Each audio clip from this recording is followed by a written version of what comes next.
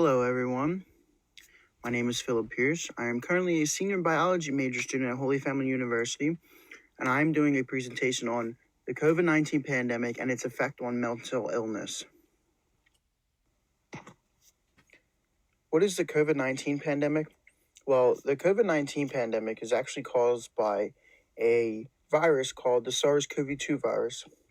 SARS-CoV-2 virus causes COVID-19 disease, and then the COVID-19 disease causes the COVID-19 pandemic. The initial outbreak occurred in December of 2019 in Wuhan, China. Shortly after initial outbreak, worldwide spread of this virus had occurred. However, due to worldwide collaboration and critical thinking of scientists, a vaccine for COVID-19 was quickly produced. And in December of 2020, the first COVID vaccine received emergency authorization.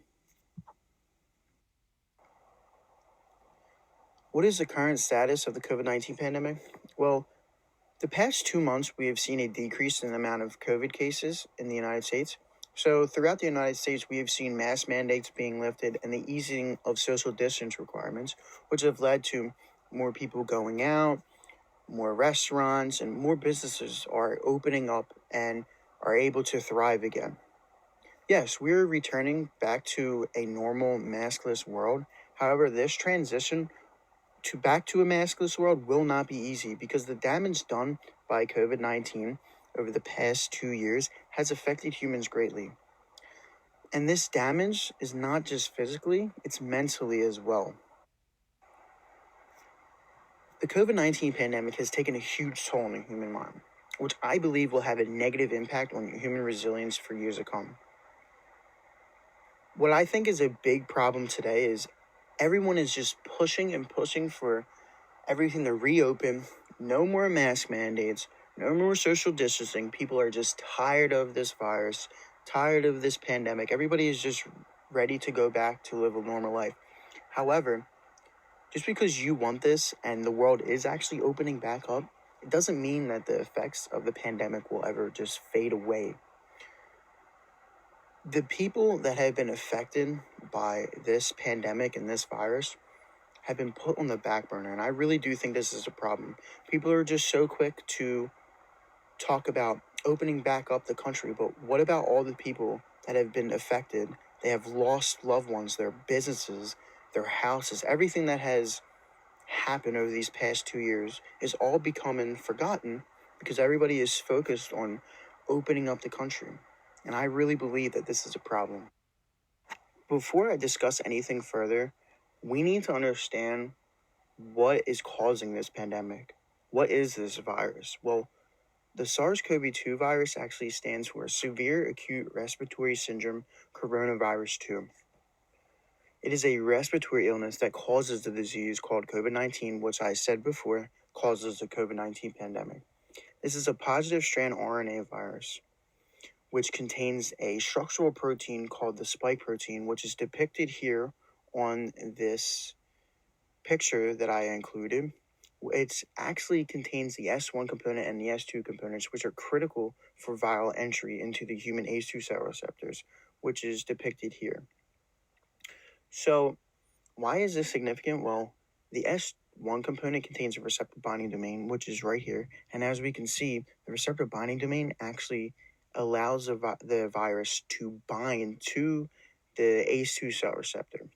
Now, the S2 component contains a fusion peptide, which actually pushes for this binding to the ACE2 cell receptor, which allows viral entry of the virus, which leads to infection. This virus is spread through inhalation of respiratory droplets or indirectly through contaminated surfaces. As I said before, it binds to the human ACE2 cell receptor. That is the only cell receptor that it binds to. According to Worldometer, over 6.2 million people have died as a result of COVID-19. Like I said, people are forgetting how many people have died because of how many people have survived. Everybody is pushing for an open country, but we're forgetting about all of these people that have died. Something must be done about it. Since we are discussing the COVID-19 pandemic, which is caused by the SARS-CoV-2 virus, I thought it was really important to include the research I've been doing over my senior year, along with my faculty mentor, Dr. Dan He, because not everybody is aware of how this virus works and how it even binds to our body. Well, this research will give a better understanding of what's going on. So I conducted a molecular dynamics study between the binding of the SARS-CoV-2 virus with the human ACE2 cell receptor. So why is this significant? Well, our research can tell us whether or not this virus is able to successfully bind with the ACE2 cell receptor and remain stable. So if it remains stable, then it will explain why the virus is able to transmit so well between people. However, if it's not, maybe we can figure out a way to completely prevent infection by disrupting this process.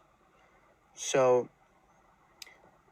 during our research, we focused on the distance between the amino acid residues Q493 and E35. So Q stands for glutamine, and that was a part of the SARS-CoV-2 virus. And E stands for glutamate, which is part of the ACE2 cell receptor.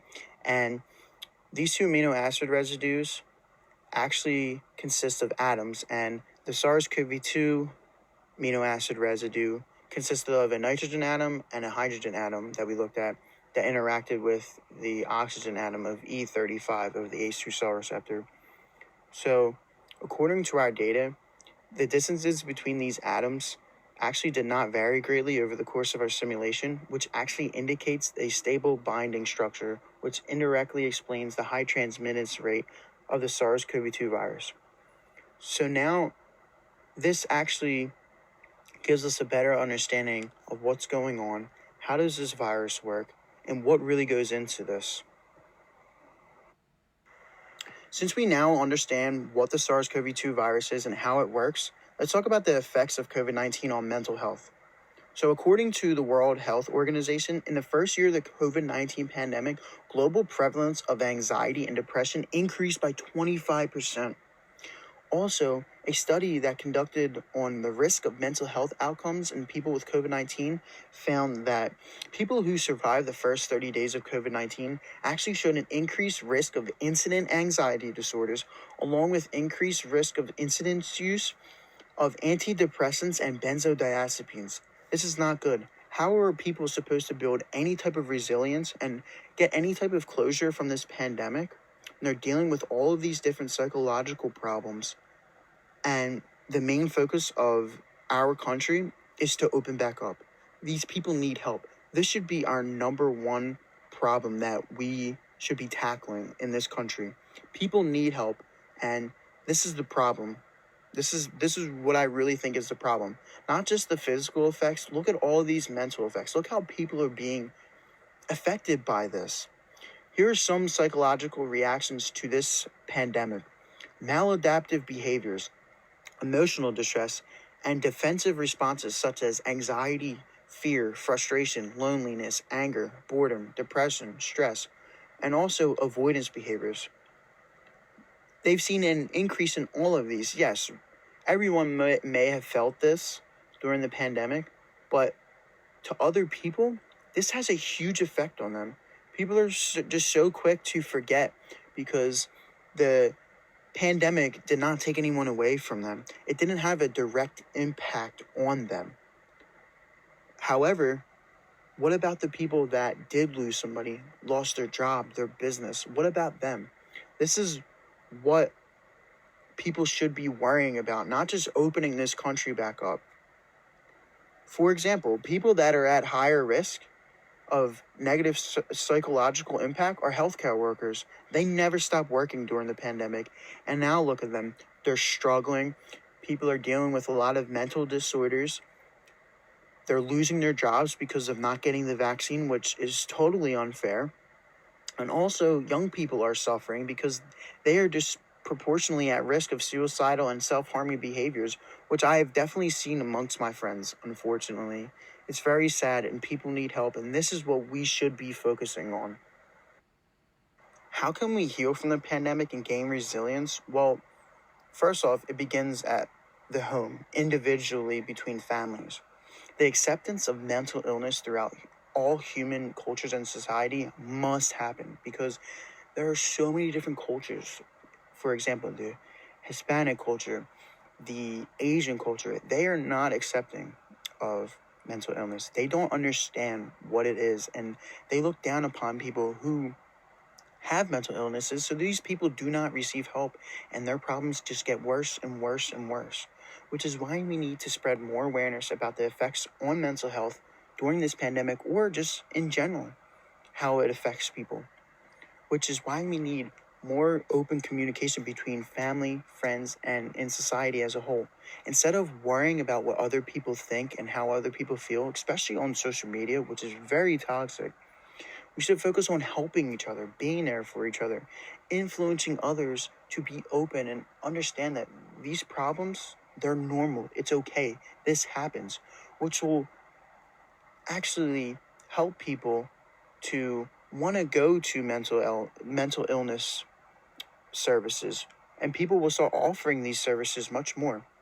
And another big thing is respecting other people and their choices. Throughout this entire pandemic, people have discussed about wearing and not wearing masks. I'm so tired of it. I just want people to accept other people. If you want to wear a mask, okay, that's fine. If you don't want to wear one, okay, that's fine. That's your choice. Also, practicing or not practicing social distancing, that is someone's choice. We need to respect other people, along with the receiving the vaccine or not receiving the vaccine. This is people individual choices, and we need to respect this. This is how we can heal and how we can gain some type of resilience. Here are more important ways to heal from the pandemic and gain resilience: by spreading positivity and encouragement, to encourage people and give them that positive attitude, and all this positive energy can go such a long way. It can really change a person's day or week or month. You just have that, if you have that good influence on them, so much better can come out of it. And we got to understand that everyone deals with tough situations differently. I deal with something differently. My significant other deals with stuff differently. So we need to understand and come together and be there for each other. And this leads to teaching other methods to build resilience. Her and I, we can discuss how we work on dealing with a certain situation, and we can influence each other and work together to build resilience together. This is something that's really important.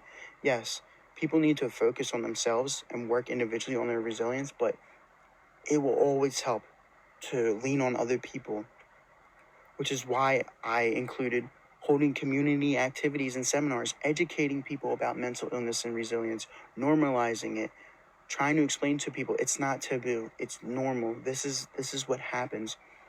People need to be more educated. In conclusion, the COVID-19 pandemic has both physically and mentally affected human beings over the past 2 years. Pushing towards an open, socially distance-free country is not going to erase the effects of the pandemic. This is why I believe moving towards this mask-free world is going to be a very difficult transition for many people. It is proven by the research that I presented to you that COVID-19 has had a negative impact on humans, and it will continue to have this impact. People are still trying to process what has happened these past 2 years. They're still trying to grieve and come to terms of what has happened. So many people have died. So many different people have increased anxiety issues. More mental disorders have been diagnosed. There's just so much going on, and we need to take a step back and really realize how many people need our help.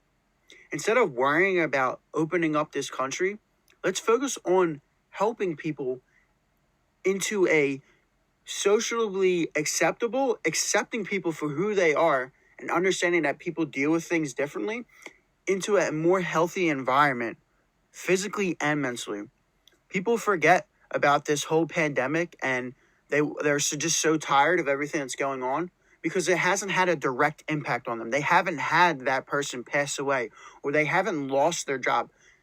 There's just so much disconnect between all the people around the world, and I cannot stress that enough. And I really, really believe that there are 2 key steps to beginning the healing process of the COVID-19 pandemic that will help us build resilience. And these two key processes are spreading awareness of mental illness and accepting that mental illness. As I discussed previously, many cultures are not accepting of mental illness. That needs to change. We need to spread more awareness. We need to educate more people. Not everybody knows science. Not everybody understands what science is and how it works. My presentation of my research is just one of many ways to educate people on this topic. Thank you for spending the time to watch my presentation. I hope you enjoyed